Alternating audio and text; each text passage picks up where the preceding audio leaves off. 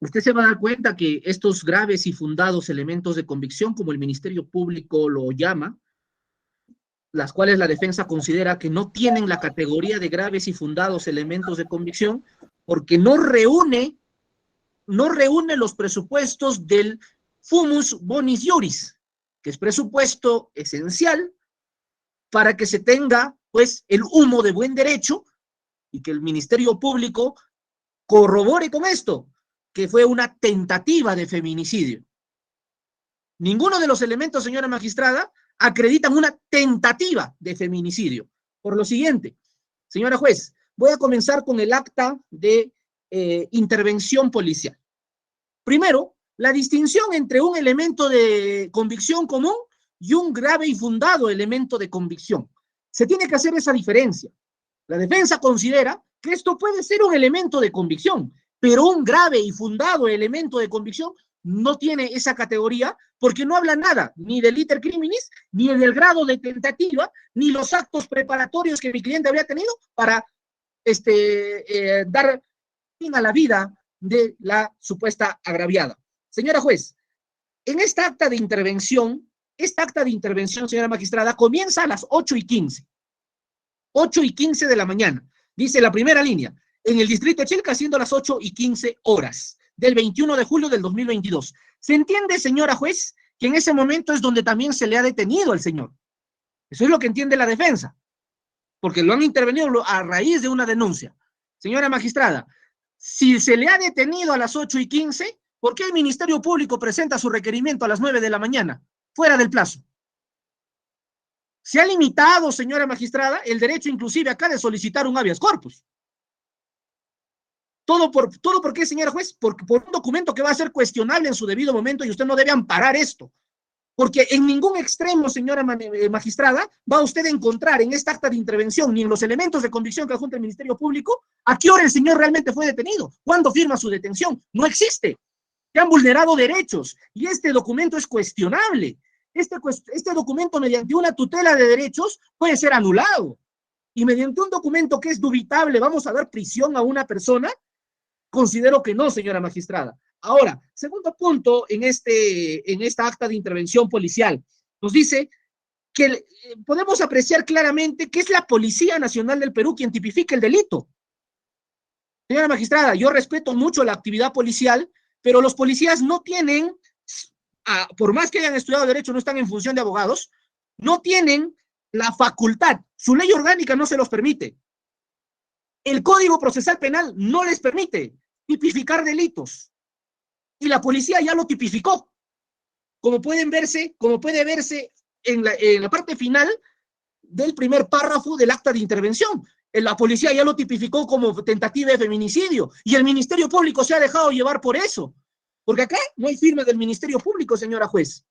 Entonces, ¿cómo es que un policía puede tipificar un delito? Por más que tenga los conocimientos jurídicos, la ley no lo permite. Ahora, señora juez, acá hay un punto muy importante, a lo que solicito a su despacho tenga bien en cuenta, porque yo comencé la defensa alegando de que el Ministerio Público no tiene los hechos claros, no solamente porque no se cataloga como tentativa de feminicidio, la tipificación está mal, y no, señor, ni porque ha cometido prevaricato al señalar otro artículo, y no, señora juez, porque si usted se da cuenta, en el segundo párrafo de la página 12 de este acta de intervención policial, en la penúltima línea dice lo siguiente: hecho sucedido a las 7:40 horas. El hecho obviamente se refiere a la agresión, a las 7:40 horas. Pero ¿qué nos dice el Ministerio Público en sus hechos concomitantes, señora juez?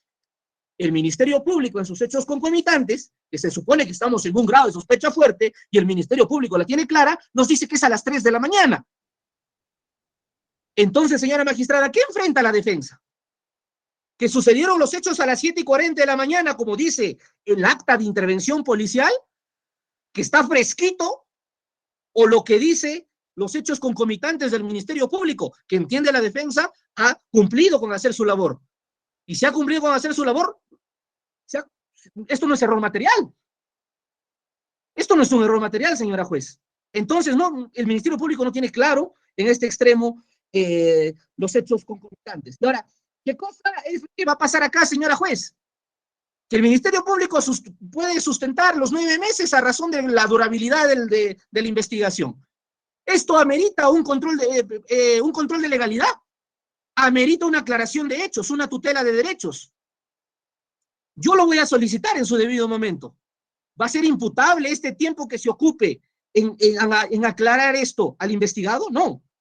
Sino, evidentemente, al Ministerio Público.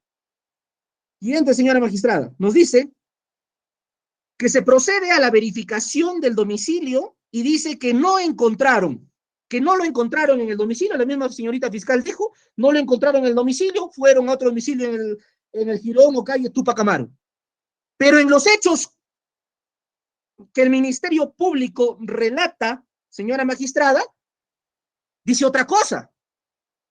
En los hechos posteriores, página 3, el Ministerio Público en la cuarta línea nos dice, encontrando cerrada la puerta. Pero en el acta de intervención dice que no lo encontraron. Se fueron y después treparon sobre la pared. En los hechos posteriores no narra eso. Y es indispensable, señora magistrada, por imputación concreta. Nuevamente, el Ministerio Público no tiene claro los hechos. Y vamos a mandar preso preventivo a una persona para que aclare estos hechos, que es error del Ministerio Público. Obviamente no, señora juez. En la parte final, es donde, de esta hoja es donde dice, pues, que han ingresado a la puerta. Un dato indispensable en este elemento de convicción. Página 13, 1, 2, 3, 4, quinta línea, señora juez. Claramente dice que el detenido y la agraviada presentaban visibles síntomas de haber ingerido bebidas alcohólicas. Otro documento que la defensa va a cuestionar, señora magistrada, es que si el policía ha detectado signos visibles de alcohol, evidentemente porque han estado en un compromiso, ¿cómo es entendible que el dosaje etílico salga cero para ambos? Eso es algo que la defensa va a cuestionar. Y el Ministerio Público, en aras de la imputación concreta, no se ha preocupado por eso. Entonces, este elemento de convicción, señora magistrada, es cuestionable. Es totalmente cuestionable. Ahora, el Ministerio, en esta parte de este elemento de convicción, señora juez, se habla de armas. Se habla de armas. O sea, quiere decir que todos en nuestros domicilios, teniendo cuchillos, tenemos armas. Esa es una idea descabellada. Podremos tener utensilios de cocina que lo podemos utilizar, pero ¿podemos llamarle armas? Se convierte en objeto de delito, señora magistrada, cuando ha habido mínimamente algún acto preparatorio para que la persona haya querido finiquitar con la vida de la agraviada. Ahí podríamos llamarlo armas. En el acta de intervención nos dice que ha encontrado armas. ¿Se puede catalogar como arma esto?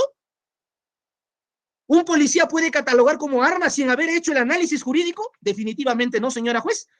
Y la defensa va a cuestionar esta acta de intervención. Ahora, acá hay un punto mucho más importante y preocupante, señora magistrada. En página 13.4 de este elemento de convicción, nos habla sobre el traslado al hospital Daniel Alcides Carrión. ¿Y por qué yo dije al inicio que este hecho quizá no sucedió, señora magistrada? Por lo siguiente.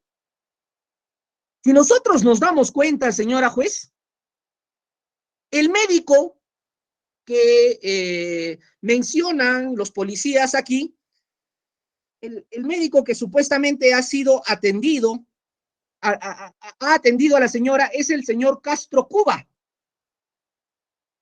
Segunda línea del punto 4.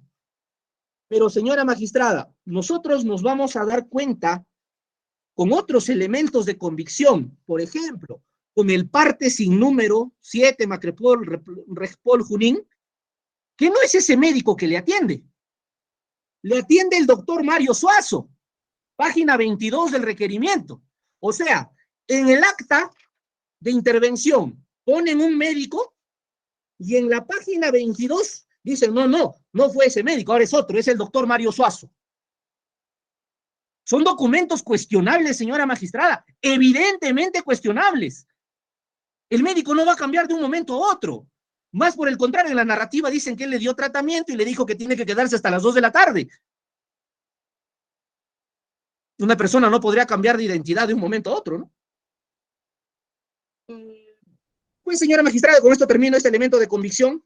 Parte final del punto 4 dice que se adjunta un acta de detención, no existe el acta de detención, se adjunta un acta de levantamiento de derechos y constancia de buen trato, no hay ese elemento, no hay ese documento, nos ha presentado un elemento de convicción incompleto, totalmente incompleto, y vamos a valorar un elemento de convicción incompleto, imposible, ¿no? Después dice que ha tenido un acta de registro personal, no existe.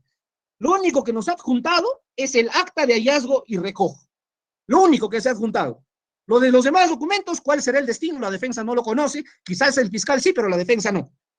¿A qué hora se cierra el acta, señora magistrada? 11:15. ¿En qué momento se le dirigió a mi cliente, a la policía?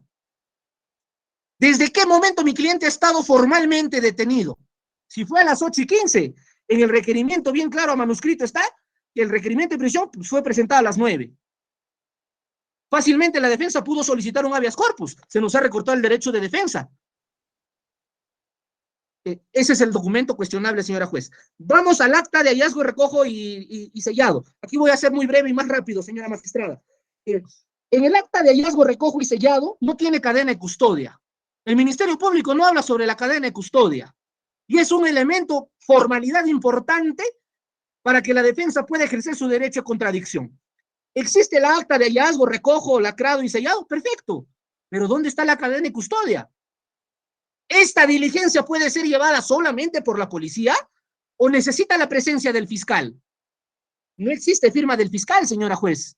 No existe firma del abogado defensor, señora juez, en esta acta. Acta que también es cuestionable mediante una tutela de derechos, que lo haremos valer en su debido momento, evidentemente. Señora juez, este elemento de convicción no puede catalogarse como grave y fundado por ser un documento dubitable y que va a ser cuestionado posteriormente. La declaración del investigado de Gregorio se ha sometido al silencio. Debe entenderse que la defensa tiene derecho a una defensa activa y pasiva. Mi cliente ha decidido hacer uso de su defensa pasiva en esta investigación. En tanto, esto no puede tomarse como un grave y fundado elemento de convicción. Además, el silencio, ¿qué haría? ¿Qué demostraría para la tentativa de feminicidio? Absolutamente nada. Ahora me voy a detener, señora juez, en el siguiente elemento, que es la declaración de la persona de Mari Velázquez Contreras, que es la supuesta agravia. Señora juez, este documento también va a ser cuestionado por la defensa. ¿Por qué? Porque no reúne las formalidades. Y bien es cierto, la agraviada no tiene la obligación de contar con un abogado, pero cuando lo cuenta, tiene la obligación el abogado de controlar la legalidad y de firmar el acta. Nosotros podemos ver en la página 17, en el primer párrafo donde está el exordio, que la abogada del CEMCOM Zapayanga, doctora Flor Jenny Zulca Aliaga Concaj, 3390. Nunca hay su firma. No está su firma, señora juez. ¿Han inventado el nombre de la abogada? La defensa puede presumir eso. ¿Le han consignado a esta abogada? La defensa puede presumir eso. ¿Y se olvidó de firmar? ¿Será cierto que realmente la abogada estuvo presente, señora juez? Lo cuestionaremos en su debido momento, pediremos las cámaras de seguridad de la policía seguramente, para ver si esta investigación se ha llevado con los trámites de legalidad. No existe la firma de la abogada. Ahora, en la declaración, señora magistrada, existen varias contradicciones. Primero, voy a decir pregunta por pregunta. En la pregunta 2 le preguntan a qué se dedica. La señora dice que es comerciante. Sin embargo, en el acta de intervención policial dice que es ama de casa. ¿Cuál es la intención de mentir? Ese es el punto de partida para ver que puede haber malas intenciones o para ver que pueden estar acomodando la imputación para mandar preso preventivo a una persona. Entonces, siguiente pregunta, señora magistrada. En la pregunta 3 dice que los hechos sucedieron a las 3 de la mañana aproximadamente, pero en el acta de intervención dice a las 7:40. Y en el acta de intervención estaba presente la señora. Entre 3 de la mañana y 7:40 son 4 horas y media de diferencia, señora juez. ¿Será creíble esa versión? ¿Mandaremos preso preventivo a una persona no teniendo hechos claros? Evidentemente no. Siguiente pregunta. Hace referencia, señora juez, en la declaración que le trasladaron a la Policía Nacional del Perú, no que habían ido al hospital. La declaración lo dice bien claro. Después de ello nos trasladaron a la policía. ¿Y dónde está la narrativa que fueron al hospital? No existe, no hay. En la pregunta número 5, señora magistrada, nos dice, ¿podría usted indicar si con el cuchillo y machete le causó cortes y lesiones en su cuerpo? No tengo cortes en mi cuerpo, solo tengo lesiones en mi cabeza. Algo muy probable habría sido quizás como tentativa que exista algún corte.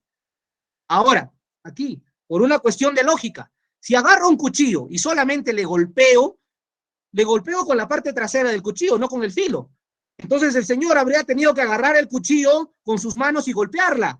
Y el señor ha tenido que tener lesiones en la mano, y no hay. Y la supuesta agraviada dice que no, solamente me golpeó. Golpear, golpear y golpear, nunca intentar matar. Siguiente pregunta. ¿Cómo bueno, la policía o la persona que le ha interrogado le dice, entonces, ¿cómo explica usted escoriaciones, equimosis? La pregunta acá, señora magistrada, ¿la señora agraviada tiene formación médica para saber qué es una esquimosis, qué es una escoriación? ¿No se le debe hablar en un lenguaje sencillo? Esta pregunta es obsoleta, poco entendible para una persona que no ha estudiado medicina o medicina legal.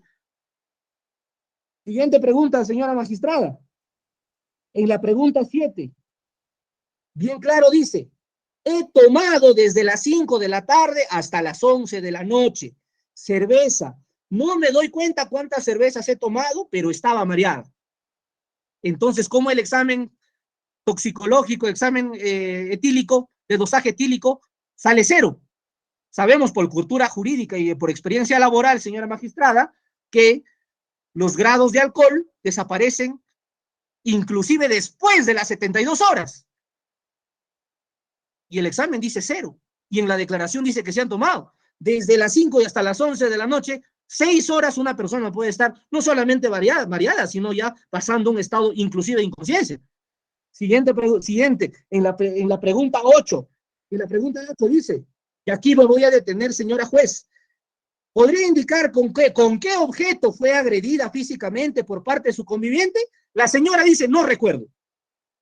No recuerdo con qué objeto me golpeó, porque estaba mareada. Además, estaba oscuro todo mi cuarto. Resalto esto. Y disculpen ustedes el apasionamiento. Estaba oscuro todo mi cuarto. Y si nosotros nos vamos a los hechos concomitantes, dice que agarró cuchillo y machete. Si estaba oscuro y no se daba cuenta,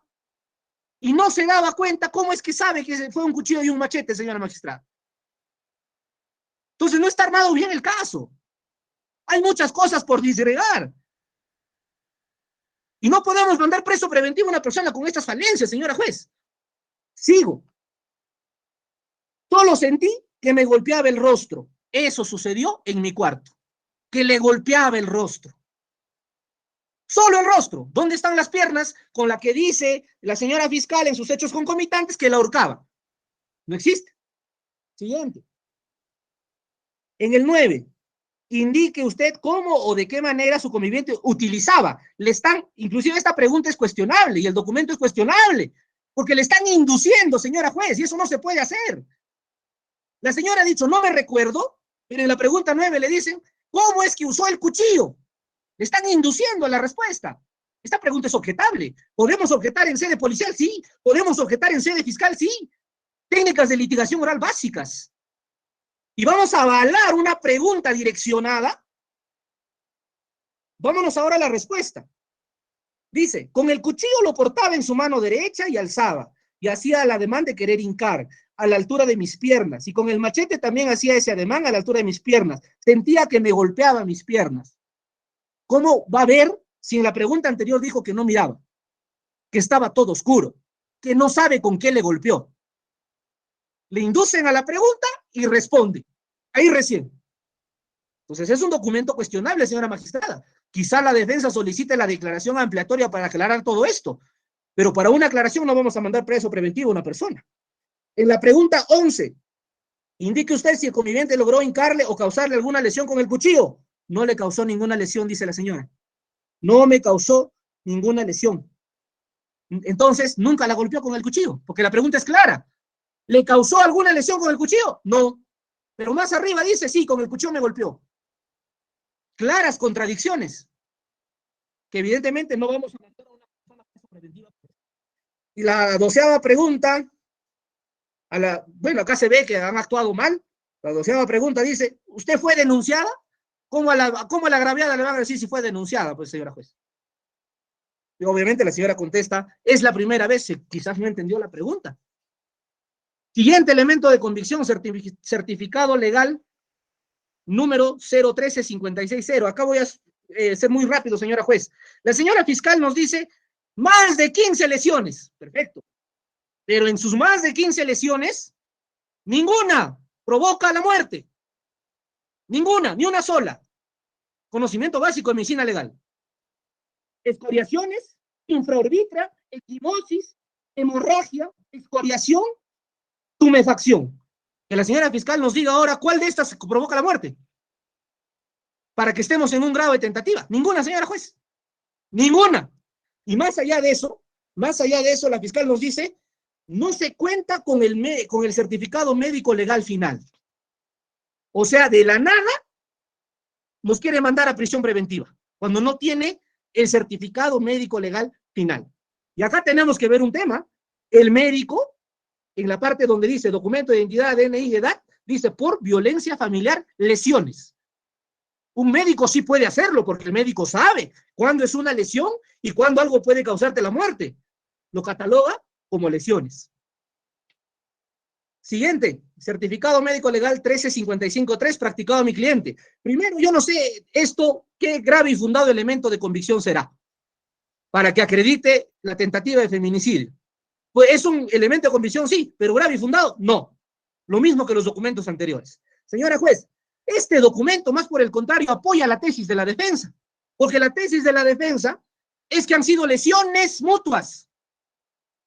Y han sido lesiones mutuas, tanto así que el mismo médico refiere que ha tenido escoriaciones y equimosis mi cliente.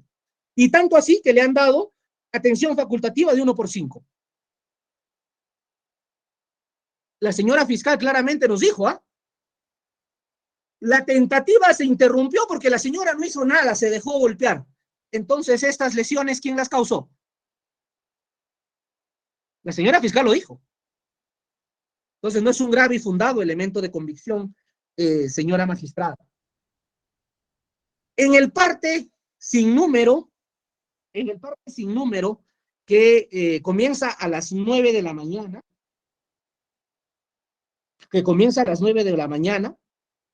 y se cierra, señora magistrada, si no me equivoco, 9:45, el acta. Está claramente, señora juez, que aquí consignan a otro médico. Es la misma fecha, ni para decir que el médico ha cambiado de turno. Es la misma hora. Los médicos tienen turnos de 12 horas. Consignan al doctor Mario Suazo. Pero en el acta de intervención está el doctor Castro Cuba. ¿Qué hacemos, señora magistrada? ¿Lo mandamos preso preventivo por este error? Cuando una cosa no está clara, la defensa solicitará la tutela. En el acta de entrevista y visita, señora magistrada, nos dice claramente la señora, supuesta agraviada, y acá está consignado, que se fue a las 3 de la mañana cuando le pasó los efectos del alcohol. Quiere decir que corrobora que ha estado ebria. Y no ayuda a la tesis fiscal cuando dice que el dosaje etílico salió 0. El hecho que una persona se sienta bien después de haber tomado no quiere decir que no tenga alcohol en la sangre. Es imposible. Y claramente lo dice ahí. Y nuevamente, señora magistrada, acá nuevamente le mencionan al doctor Mario Suazo. Mario Suazo, casi parte final del acta de entrevista y visita, y no al doctor Castro Cuba. Otro error de este documento que es cuestionado. ¿Tiene la categoría grave y fundado? No, no tiene, señora magistrada. Ahora, el Ministerio Público en este acto nos dice que y nos da la referencia, ¿no? Que le abrazó y todo ello, mi cliente, a la señora y todo ello. La pregunta es, ¿un acta de entrevista tiene la categoría de una declaración? ¿Tiene esa categoría? ¿O es el fiscal quien debe introducir los hechos a los concomitantes? Un acta de entrevista no tiene calidad de declaración, señora juez. En el acta de inspección, técnico policial, señora magistrada, la única observación es que más o menos por la mitad del acta nos dice que la policía detecta una silla de madera rota recientemente. Ahora resulta que la policía se ha convertido en perito, porque ha detectado que está rota recientemente. ¿Qué tal está rota hace un mes, hace una semana? Pero el policía lo puso rota recientemente. Todo con la finalidad de ¿qué? De armar, señora magistrada, una tesis de imputación para mandarle preso preventivo a una persona. ¿Es un grave y fundado elemento de convicción una inspección técnica policial? No. Es un elemento, sí, pero ¿qué nos dice esto de la tentativa de feminicidio? Absolutamente nada. El informe toxicológico que nos adjunta en dos hojas, tanto de mi cliente como de la señora, documento cuestionable porque ambos han reconocido, la señora ha reconocido que ha estado ebria, y aquí sale cero, un documento muy cuestionable, señora magistrada. En el acta, en el informe psicológico, la señora fiscal lee las conclusiones. Las conclusiones de un examen psicológico van a raíz de la narrativa de la persona. Lo que la señora fiscal debió hacer es leer las recomendaciones, que eso sí lo hace el mismo psicólogo, sin tomar en cuenta quizás la declaración de la persona que cuenta el problema. Y en las recomendaciones, ¿qué dice? Disponer a las autoridades, brindar medidas de protección a la usuaria. Se sugiere evaluación médica a la usuaria para descartar secuelas en la cabeza ocasionadas por golpes diversos que ha recibido en la última agresión. No sabíamos que había más agresiones, porque la declaración de la señora ha dicho que es la primera vez. Tratamiento psicológico la señora a fin de lograr el restablecimiento emocional. ¿Qué nos dice sobre la tentativa de feminicidio? Las conclusiones es una cosa y las recomendaciones del psicólogo es otra. Y hay que leer en su integridad un elemento de convicción, no solamente la parte que beneficia al Ministerio Público. Con el examen biológico y discúlpeme, con la investigación en la escena de crimen. A mí me parece que este documento, señora juez, es totalmente obsoleto. ¿Obsoleto por qué? Porque no hay tentativa de feminicidio. Ni siquiera se ha establecido el margen de tentativa. No lo ha desarrollado. Entonces, ¿para qué una investigación en la escena del crimen? Ahora, vayamos a ver. ¿El crimen se puede catalogar como tal en grado de tentativa? ¿O el crimen es objetivo? ¿El grado de tentativa es crimen, señora magistrada? Esa es la pregunta que hay que resolver. Si no es catalogado como crimen, como dice la dogmática, ¿por qué me presenta un examen de la escena de crimen? Si no vi crimen. Ha estado en grado de tentativa, según el fiscal. Según nosotros, no. El informe pericial biológico, señora juez, donde nos dice que en las conclusiones nos dice que se halló sangre humana, se determinó grupo sanguíneo O con ubicación y características antes descritas. Pero ambos han tenido lesiones. ¿La sangre a quién pertenecía? Le falta investigar eso al representante del Ministerio Público. El hecho de que encuentren sangre humana en un cuchillo, en un machete, como dice acá, es símbolo de grado de tentativa de feminicidio. Si ambos han tenido lesiones según el informe del médico legista, la defensa considera que no. Señora magistrada, y en las fotografías puede apreciar usted lesiones, no tentativa de feminicidio. Por esas consideraciones, señora juez, ninguno de los elementos de convicción que ha presentado el Ministerio Público tienen rango de graves y fundados elementos de convicción por las graves irregularidades, contradicciones y falta de legalidad a la obtención de estos documentos. Por eso solicito que no se le dé prisión a mi cliente. Más por el contrario, comparecencia con restricción.